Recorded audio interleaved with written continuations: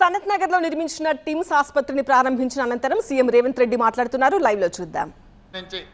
ప్రభుత్వం తీసుకొస్తున్న సమూలమైన మార్పులు ఈ రోజు నర్సరీ నుంచి 12th క్లాస్ వరకు ఎడ్యుకేషన్ కింద 12th తర్వాత స్కిల్స్ డెవలప్మెంట్లో ఈ రోజు రాణించాలి అని చెప్పి ఈ తెలంగాణ రాష్ట్రం దేశంలో ఉండే మిగతా రాష్ట్రాలతో కాదు ప్రపంచంలోనే గొప్ప అవకాశాలు పొందాలి. ఇందులో ముఖ్యంగా మా girls nursing college medical doctors అయ్యి ప్రపంచంలోనే సేవలు అందించాలని ముఖ్యంగా జర్మనీ, జపాన్, సౌత్ కొరియా లాంటి దేశాలు మన నర్సింగ్ స్టాఫ్ మీద ఎంతో ఆసక్తి చూపిస్తున్నారు. ఇప్పటి వరకు మన నర్సింగ్ గర్ల్స్ మిడిల్ ఈస్ట్ కంట్రీలోనే సేవలు అందించే ప్రయత్నం చేస్తున్నారు. భవిష్యత్తులో మీరు Germany, Japanese language, south Korean language నేర్చుకుంటే ఆ దేశాలలో లక్షలాది ఉద్యోగాలు, ఉపాధి అవకాశాలు మీకోసం ఎదురు చూస్తున్నాయి.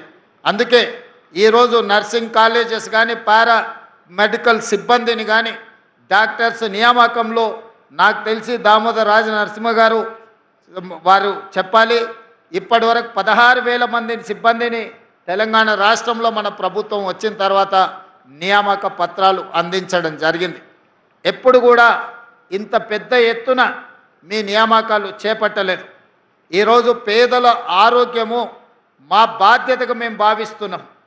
ఈరోజు విద్య మీద పెట్టే పెట్టుబడి కానీ లేకపోతే వైద్యం మీద పెట్టే ప్రభుత్వం కేటాయించే నిధులు దీని ఖర్చు కిందనో సంక్షేమ పథకం కిందనో చూడట్లేదు. మేము భవిష్యత్తు కోసం పెట్టుబడి పెడుతున్నామని మేము భావిస్తున్నాం. ఈరోజు ఒక పేదవాడి కుటుంబంలో పిల్లల చదువులు, తల్లిదండ్రుల వైద్యమే అత్యంత ఖరీదైనదిగా మారింది.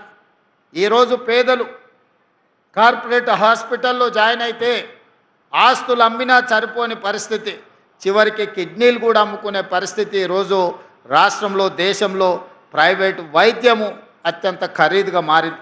అందుకే ఈనాడు రాష్ట్ర ప్రభుత్వం సంపూర్ణ అవగాహనతోని రాష్ట్రంలో ఉండే ప్రజలు 4 కోట్ల ప్రజలకు ప్రతి వాడికి వైద్యాన్ని అందించాలి. ఆ వైద్యం ఉచితంగా ఉండాలి. ముఖ్యంగా మనిషి ఆరోగ్యంగా ఉండాలి అంటే గుండె, కిడ్నీలు బాగా ఉండాలి.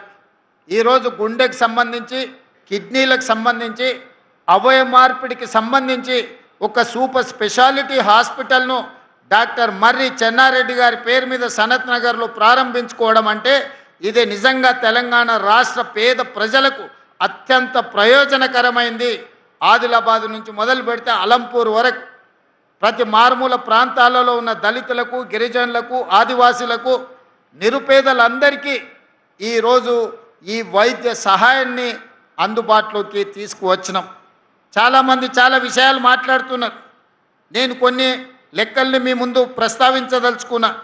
ఈరోజు వరకు ఈ 32 నెలల పరిపాలనలో ఆరోగ్యశ్రీ కోసమే దాదాపుగా 2,700 కోట్ల రూపాయలు ఖర్చు పెట్టడం జరిగింది. వివిధ ఆసుపత్రులకు నిధులు చెల్లించడం జరిగింది. అదేవిధంగా ముఖ్యమంత్రి సహాయ నిధి నుంచి 2,526 కోట్ల రూపాయలను ఖర్చు పెట్టడం జరిగింది. కేవలం ఈ 2 పథకాలలోనే వైద్య ఆరోగ్య శాఖ పర్యవేక్షణలో 5,226 కోట్ల రూపాయలు దేశంలో పేదల కోసం ఈ స్థాయిలో నిధులు ఏ ప్రభుత్వము కేటాయించలేదు, ఖర్చు పెట్టలేదు. ఈరోజు తెలంగాణ రాష్ట్ర ప్రభుత్వం 5,226 కోట్ల రూపాయలు పేదల వైద్యం కోసం, ఆరోగ్యం కోసం ఈరోజు మనం ఖర్చు పెట్టడం జరిగిందని చెప్పి నేను గర్వంగా మీకు చెప్పదలుచుకున్నాను. అదేవిధంగా శాఖ నిర్వహణ కోసం దాదాపుగా ఇప్పటి వరకు తెలంగాణ రాష్ట్ర ప్రభుత్వం ప్రతి సంవత్సరం యావరేజ్గా మెడికల్ అండ్ హెల్త్ డిపార్ట్మెంట్కి 13,000 కోట్ల రూపాయలు బడ్జెట్లో కేటాయిస్తే ఇప్పటి వరకు తెలంగాణ రాష్ట్ర ప్రభుత్వం ఏర్పడిన తర్వాత, ప్రజాపాలన వచ్చిన తర్వాత 21,800 కోట్ల రూపాయలు దాదాపుగా ఈ శాఖలో మనం నిధులను ఖర్చు పెట్టడం జరిగింది. ఇది మేము బాధ్యతగా భావిస్తున్నాం. ప్రజలు మా మీద పెట్టుకున్న నమ్మకానికి, విశ్వాసానికి ప్రతీకగా నిరంతరం మేము పరితపిస్తూ నిరంతరం జాగ్రత్తగా రూపాయి కూడబెట్టి ఈరోజు పేదల వైద్యానికి ఈరోజు ఈ నిధులను అందుబాటులోకి తీసుకొచ్చినాం. ఉస్మానియా హాస్పిటల్ నిజాం సర్కారు 100 సంవత్సరాల పైగా ముందు పేదల కోసం ప్రారంభించిన హాస్పిటల్. అది కూలిపోవడానికి సిద్ధమై అక్కడ వైద్యాన్ని అందించడానికి కష్టమై వర్షాలు వచ్చినప్పుడు హాస్పిటల్ లోపలికి వరదలు వస్తే అక్కడ పేదలకు వైద్యం అందించడం కష్టమైంది. 10 సంవత్సరాల అధికారంలో ఉన్నవాళ్ళు ఉస్మానియా హాస్పిటల్ని ఇంకొక దగ్గర నిర్మించాలన్న ఆలోచన కూడా వాళ్ళకు రాలేదు, నిర్ణయం తీసుకోలేదు. కానీ మన ప్రభుత్వం వచ్చిన తర్వాత ఉస్మానియా హాస్పిటల్ పక్కనే గోష మహల్లో 30 ఎకరాలలో 2700 కోట్ల రూపాయలతోటి 2000 పడకల మల్టీ సూపర్ స్పెషాలిటీ హాస్పిటల్ని ఉస్మానియా దగ్గర ఈరోజు మనం నిర్మించుకుంటున్నాం. తొందరలోనే మనం పూర్తి చేసుకోబోతున్నాం. సనత్ నగర్లో టెంకాయ కొట్టిండ్రు, నిధులు నిర్మాణం మర్చిపోయింది. అల్వాల్లో టిమ్స్కి టెంకాయ కొట్టిండ్రు, నిధులు నిర్మాణం మర్చిపోయిండ్రు. ఎల్బీ నగర్లో టిమ్స్ హాస్పిటల్కి టెంకాయ కొట్టిండ్రు, నిధులు నిర్మాణం మర్చిపోయిండ్రు. వరంగల్లో కూడా పెద్ద హాస్పిటల్ని కడతామని ఉన్నదాన్ని నిర్వీర్యం చేసి కొత్త నిర్మాణం కోసం ఉపన్యాసాలు ఇచ్చి అది కూడా మర్చిపోయిండ్రు. అందుకే మన ప్రభుత్వం వచ్చిన తర్వాత అత్యంత ప్రాధాన్యతలో భాగంగా ఉస్మానియా హాస్పిటల్, సనత్ నగర్ టిమ్స్ని, అల్వాల్ టిమ్స్ని, ఎల్బీ నగర్ టిమ్స్ని, వరంగల్లో ఉండే హాస్పిటల్ని ఈరోజు అత్యంత ప్రాధాన్యతతో నిధులు కేటాయించి నిర్మాణాలు వేగంగా పూర్తి చేస్తున్నాం. ఇవన్నీ హాస్పిటల్ పూర్తి అయితే 10,000 పడకల ఆసుపత్రులు ఈరోజు తెలంగాణలో పేదలకు అందుబాటులోకి వస్తాయి. తద్వారా పేదలకు ఒక విశ్వాసాన్ని, ఒకనాడు జానపదాలలో పాడుకునే వాళ్ళు తెలంగాణ మారుమూల పల్లెల్లో నేను రాను బిడ్డో సర్కారు దావకానకి అని. ఎందుకంటే 100 బాధలు ఒక్క పదంలో, ఒక్క జానపదంలో ఆనాడు చెప్పుకోవడం జరిగింది. ఈనాడు రాబోయే సంవత్సరంన్నర తిరిగే లోపల 2027 డిసెంబర్ 9 తారీఖు లోపల Osmania hospital, Alwal, LB Nagar and Warangal ప్రతి 6 నెలలకు ఒక హాస్పిటల్ని పూర్తి చేసి ఏ కార్పొరేట్ హాస్పిటల్ కూడా మన ప్రభుత్వ ఆసుపత్రులతో పోటీ పడలేని విధంగా తీర్చిదిద్ది ఒక్కొక్క హాస్పిటల్కు ఒక్కొక్క డైరెక్టర్ను నియమించి ఆ డైరెక్టర్ పర్యవేక్షణలో ఈరోజు నిమ్స్ అందిస్తున్న సేవలకు పోటీగా ఈరోజు ప్రపంచంలోనే నిమ్స్ హాస్పిటల్కి ఎయిమ్స్తో పోటీపడి సేవలు అందిస్తున్న గుర్తింపు ఉన్నది. రాబోయే రోజుల్లో వీటన్నిటిని కూడా ఆ స్థాయిలో నిర్వహించి వాటికి అవసరమైన నిధుల కేటాయింపే కాదు, వాటిని నిర్వహించడంలో ఏ అపోలో, యశోద, ఏఐజీకి వెళ్తే ఎంత పరిశుభ్రంగా ఈ హాస్పిటళ్లను నిర్వహిస్తున్నారో రాబోయే రోజుల్లో ఈ హాస్పిటల్స్ని కూడా అదే స్థాయిలో నిర్వహిస్తాం. వాటి మీద ప్రత్యేకమైన కార్యాచరణ తీసుకోవాల్సిందిగా మా సిబ్బందికి అందరికీ నేను సూచన చేస్తున్నా. ఇక్కడికి వచ్చే వాళ్ళకు ఉచితంగా భోజనం, ఉండడానికి అటెండెంట్స్, పేషెంట్లు వెంబడి ఎవరైనా వస్తే వాళ్ళు బయటికి వెళ్ళి హోటళ్లలోనో లాడ్జిల్లోనో ఉండడం కష్టం, ఇక్కడ ఉండే పేషెంట్లను చూసుకోవడం ఇబ్బంది. అందుకే ఇక్కడికి పేషెంట్లతో పాటు వచ్చే వాళ్లకు డార్మెటరీస్ ఇవ్వాలని, అదేవిధంగా క్యాంటీన్లో మంచి ఫుడ్ ఇవ్వాలని, ఇతర వసతులు కూడా వాళ్ళకి ఇవ్వాలని అవసరమైన నిధులను మంజూరు చేయాల్సిందిగా, సూపర్ పీజీని కూడా ఇక్కడ శాంక్షన్ చేయాల్సిందిగా, నర్సింగ్ కాలేజెస్ ఇక్కడ ఉంటే 60-70% పేషెంట్లకు మా నర్సులే సేవలు అందిస్తారు. ఆ పైన వాళ్ళకే డాక్టర్లతో అవసరం ఉంటుంది. 70% పైగా ఆసుపత్రికి వచ్చే పేదలకు వైద్యాన్ని మా నర్సింగ్ సోదరిమణులే సేవలు అందిస్తారు.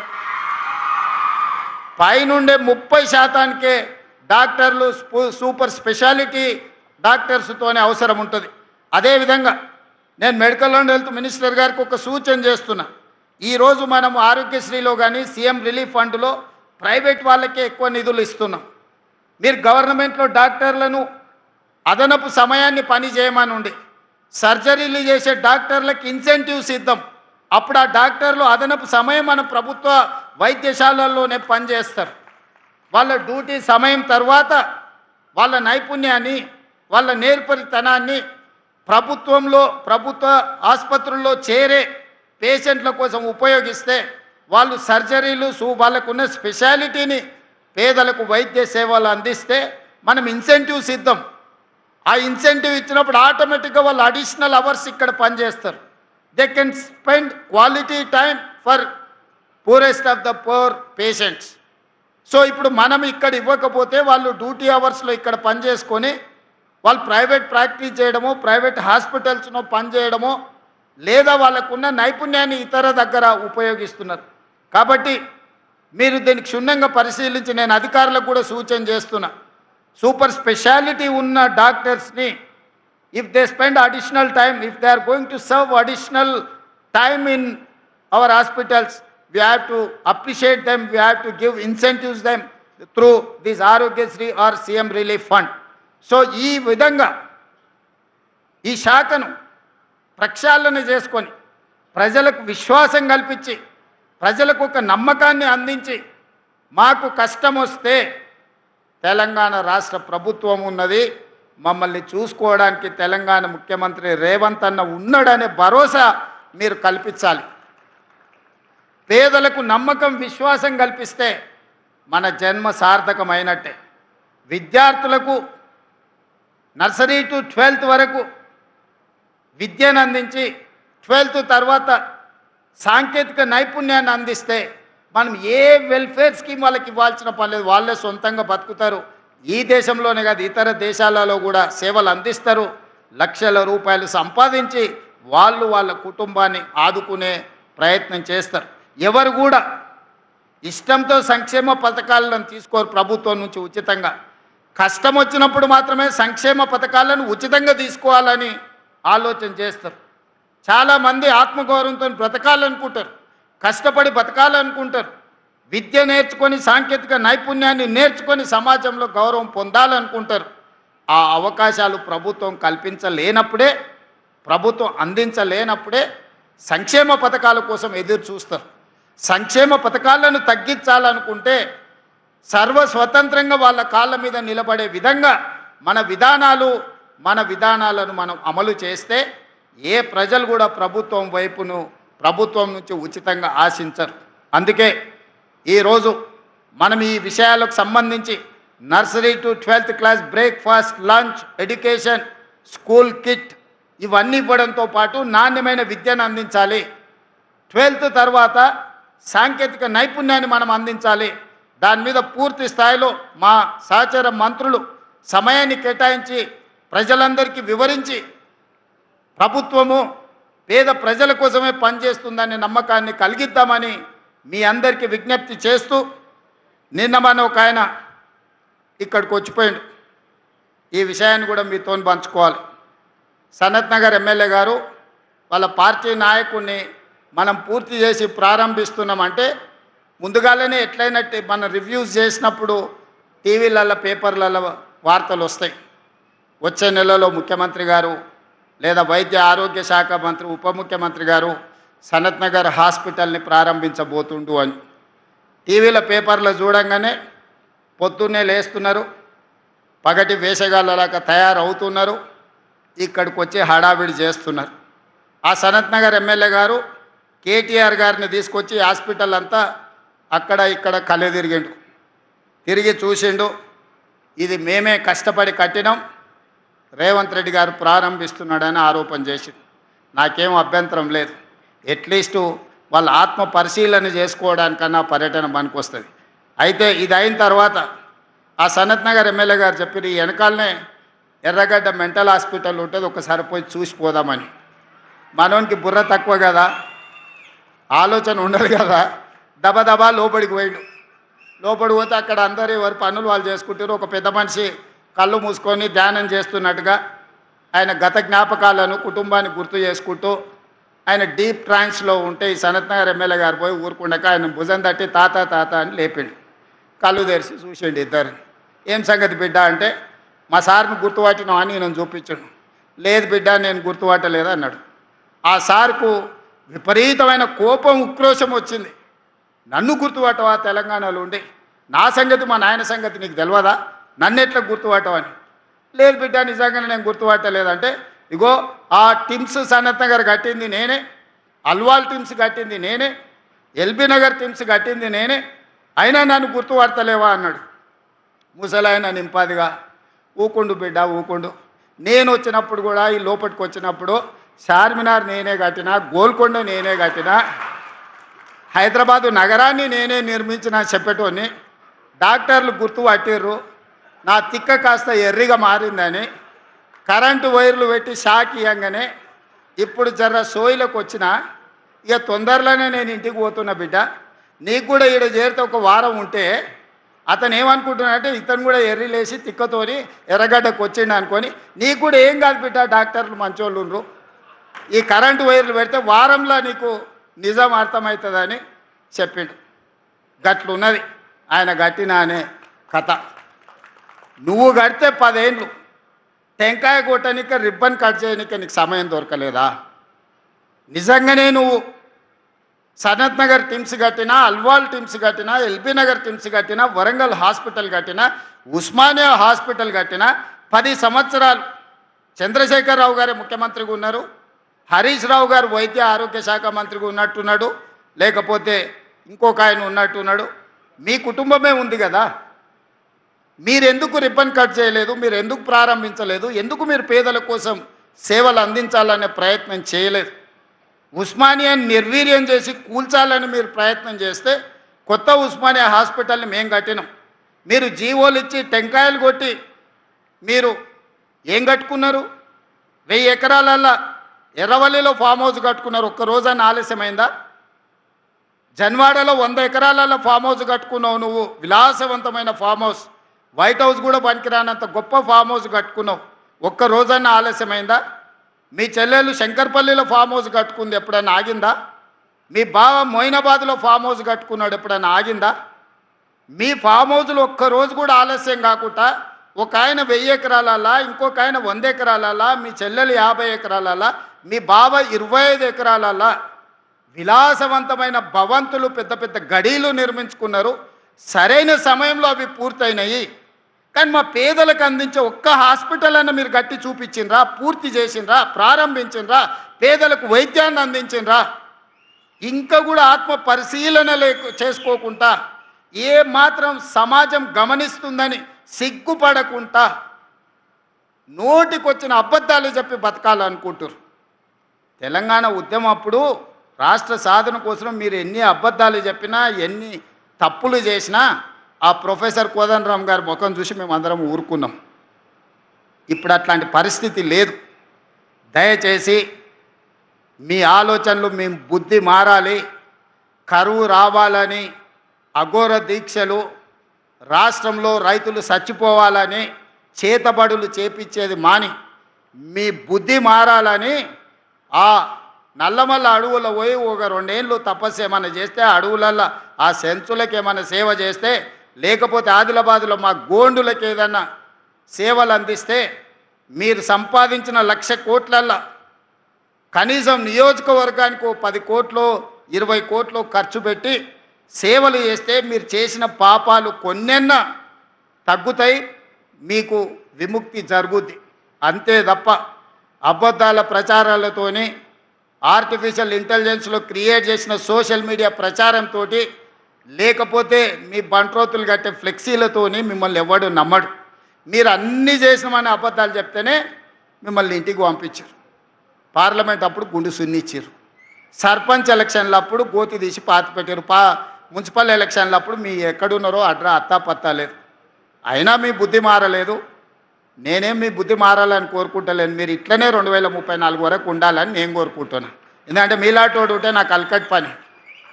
చంద్రశేఖరరావు గారు నాకు ఏం సాయం చేసినా చేయకపోయినా గట్లాంటో నీ కొడుకు నువ్వు ఈ తెలంగాణకి ఇచ్చినందుకు నాకు మేలు జరిగింది. అట్లనే ఉండాలి. నీ కొడుకు మారొద్దు. మారితే మళ్ళీ మేము ఇంకా కొంచెం ఎక్కువ కష్టపడాల్సి వస్తుంది. కాబట్టి మిత్రులారా, ఎవరేమనుకున్నా, మా మంత్రులు కూడా బాధపడుతున్నారు, మా ఎంకన్నా మా బట్టన్న వాళ్ళు ఇట్లే చెప్పిరు అట్లే చెప్పిరని. వాళ్ళు అట్లనే అబద్ధాలు చెప్పాలన్నా నిజాలు ప్రజలకు అర్థమవుతూనే ఉంటాయి. వాళ్ళ అబద్ధాలు చెప్పడం మాననంత కాలం నేను ఇట్లాంటి నిజాలు చెప్పడం కూడా మాననింగా.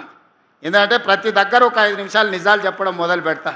ఇన్ని రోజులు మనకెందుకు లేని ఊరుకున్నా ఇప్పుడు నిజాలన్నీ మీకు చెప్తాను. నిజాలు మీకు తెలుస్తాయి.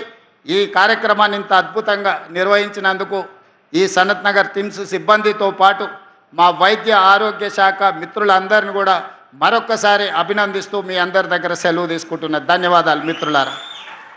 గౌరవనీయులైన ముఖ్యమంత్రి గారి చేతుల మీదుగా రోబోటిక్ సర్జరీ డాక్టర్స్ నిమ్స్ టీంకి ఇప్పుడు సన్మానాలు. డాక్టర్ రాహుల్ దేవరాజ్ గారు, డైరెక్టర్ నిమ్స్, వారు senior professor and head of department urology. Doctor Rahul Devaraj గారు